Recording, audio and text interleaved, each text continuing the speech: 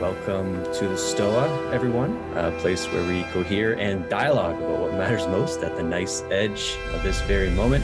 I'm Peter Limber, the steward of the Stoa. Hi, Ron. Oh, thank you so much for this and in your content with John. First of all, it's just fantastic.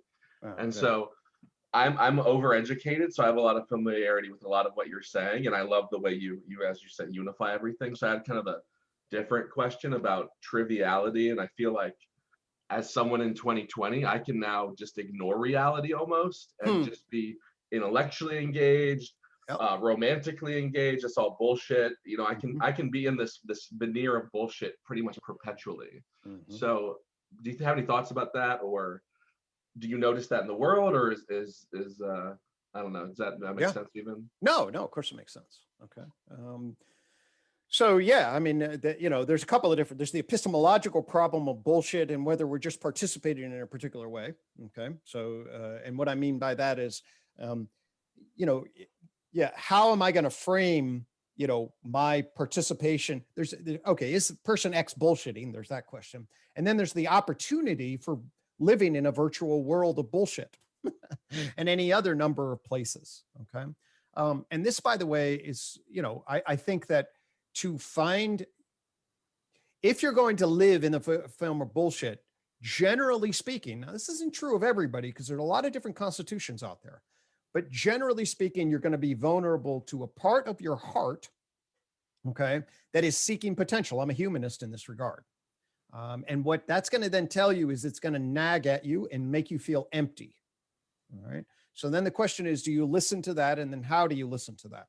I'll bring Zach Stein back into this, okay, and say that part of what I believe the human developmental seeking can be nicely divided into, especially it's pragmatically divided into, is capacities and skill development.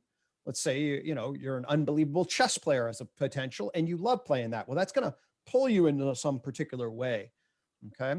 Then there's ensoulment. That gets into the core experience of who you are behind the shit of your shadow. That's the depth psychology. Into the core of known and valued. How much are you bullshitting? What potentials do you have with peers and friends, your extended family, potential lovers, okay? And what is it seeking in relationship to that known and valued fulfillment across those domains and your adult identity back in you, okay? So that relationship is the ensoulment relationship for me. And if you're living in a life of bullshit, a big part of that's going to feel shallow and empty. All right. And then the question is, are you willing to ask hard questions about that? Okay. And then finally, the other part that I think will also feel empty is that transcendent part. All right. The transcendent part is the whole issue of, do you matter to the to the generations that come after you?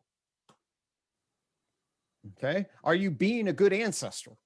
What is the ultimate concern at a secular immortality central, at an ultimate concern of what Aristotle talked about, or you go theologically and think about, if you have a personal relationship with God or the idea of the concept of God shining back, and then it's like, what matters fundamentally? And obviously, if you're living a life of bullshit, almost by definition, you're saying, I'm not going to worry about that. Okay.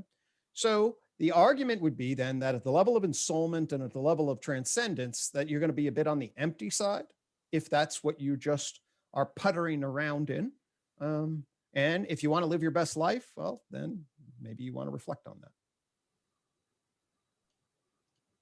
So then maybe a follow-up would be like, if you feel like you have a pretty healthy life and you're got a good social network and a good job, and maybe you're meditating or you're spiritual or whatever, then what amount of distraction or art, if you want to reframe it into something that's more culture, like what should someone be doing in the modern world besides working and personally growing maybe? Yeah. Okay. Well, that's a, right. So now if we say, actually, all right, there are a couple of different layers of the bullshit question, and maybe I didn't track you exactly. So let me see if I can now track you. There's what I would call now that the real complex question of like the meta into personal dimension of bullshit versus substance. Okay. Like what ought to we be doing with our lives? All right. If you are feeling personally fulfilled across what I've just talked about, that's one issue, but it should have, the transcendence will bring this in, by the way, it should have a nagging question of, am I doing what's right? Okay. Am I cultivating virtue? Now, what the answer to that I think is super complicated, okay? Fundamentally complicated, because there's so much uncertainty about, well, what ought to we be doing? All right. And I struggle with this myself. I certainly don't live as virtuous a life as the transcendent part of me. I actually, in sitting in Daniel's thing, I'm a turkitarian. So I gave up 4 years ago. I gave up pork and beef and any red meat and all this, but I still eat chickens and turkey. And with, I don't know, at least we try to buy non-factory farm stuff, but fairly regularly. My wife and I will bring home factory farm crap. So I sat in Daniel, if you were there for Daniel's, he gave a good half an hour articulation of him being a vegetarian, right? And I walked in and I got all pissed in the kitchen, and my wife and I had a little tiff about it because I'm like, fuck, I'm immoral because I'm going to have chicken. And it's true. And then my wife, who's had a long, exhausting day, she gets dragged in. It's like, leave me that. I don't want to get contaminated by this. I just bought chicken. What the fuck? It's like, so there you go. So now it's like, well, is the proper thing for me to do to now, get rid of all of this and say for Thanksgiving, no, I'm not going to eat chicken. I mean, and definitely there's a moral part of me that says, yes, absolutely. And I feel the guilt of that. And I'm confessing my sins here to you all, and I'm far from perfect. Okay. And at the same time, good Christ, if I were really to go off, I mean, I listen to like Daniel Thorson and everything. Should I just pack up my shit and head up to, some monastery in the middle of Vermont? I mean, is that the proper way of living? Not necessarily for me, right? So in some ways, I'm now participating in this sick Titanic system. How do you participate in it? How do you change it? How do you make sure you're maximizing the leverage for what is good?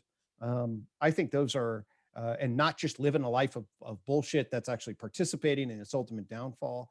How do you note and decipher those things at a level of abstraction, given all the uncertainties and unprestatable futures that we are looking at? That's an ongoing question. And even last Monday, I had my own little crisis with whether or not I was appropriately living up to what my transcendent self was suggesting. So I think welcome to the struggle is really, when you really get into the sophisticated nature of that question, is welcome to the struggle. Saruman believes that it is only a great power that can hold evil in check. But that is not what I have found. I found it is the small things, everyday deeds of ordinary folk, that keeps the darkness at bay. Simple acts of kindness and love.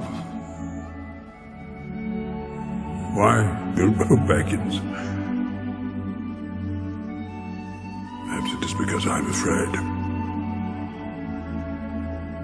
It gives me courage.